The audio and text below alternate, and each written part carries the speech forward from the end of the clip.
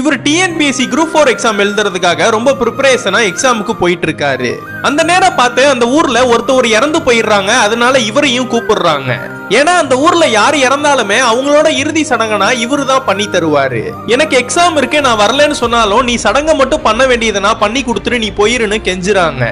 அதனால இவரும் அந்த சுடுகாட்டுக்கு போய் பண்ண வேண்டியது எல்லாத்தையுமே பண்ணி தராரு.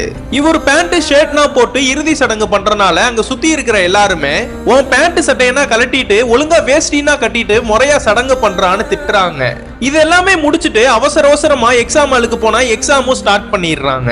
இவரால அந்த நேரத்துல எதுவுமே பண்ண முடியாம எக்ஸாமும் எழுத முடியாம போயிருது. இவர் வீட்டுல உட்காந்து ஃபீல் பண்ணிட்டு இருக்கும் போது அவங்க அம்மாவும் எதுக்குப்பா அந்த மாதிரி கவர்மெண்ட் வேலைன்னா நீ ட்ரை பண்ற, நம்ம காலகாலமா பண்ணிட்டு இருக்கிற அந்த தொழிலே நீ பண்ணலாம்லன்னு சொல்றாங்க. நீ எது வேணான்னு சொல்லு நான் செய்யறேன், ஆனா இந்த தொழிலை மட்டும் என்ன செய்ய சொல்லாத. இந்த தொழில் நம்ம பண்றதுனாலயே நம்மளை யாருமே மதிக்கவும் மாட்டாங்க. அந்த நேரம் பார்த்து இவனோட தங்கச்சி அழுதுகிட்டு வீட்டுக்கு வரா. இந்த பொண்ணு காலேஜுக்கு பஸ்ல போயிட்டு இருக்கும் போது போற வழியில பஸ் பிரேக் டவுன் ஆயிடுது. பின்னாடி வந்து அந்த காருக்காரங்க உதவி பண்றேங்கிற ஒரு பேர்ல மேல் ஜாதிக்காரங்களை மட்டும் கார்ல ஏத்திட்டு கீழ் ஜாதிக்காரங்களா கார்ல ஏத்த மாட்டாங்க. இந்த பொண்ணுக்கு காலேஜ் டைம் ஆயிருச்சுன்னு அந்த கார்ல ஏற வரப்ப நீனா காருக்குள்ள ஏறாத வெளியிலே நில்லுன்னு சொல்றாங்க. நீ இது மாதிரியான தொழில் பண்றதுனாலதான் நம்ம எல்லா இடத்துலயுமே அசிங்கப்படுறோம், நீ இந்த தொழிலை விட்டுருன்னு சொல்றா.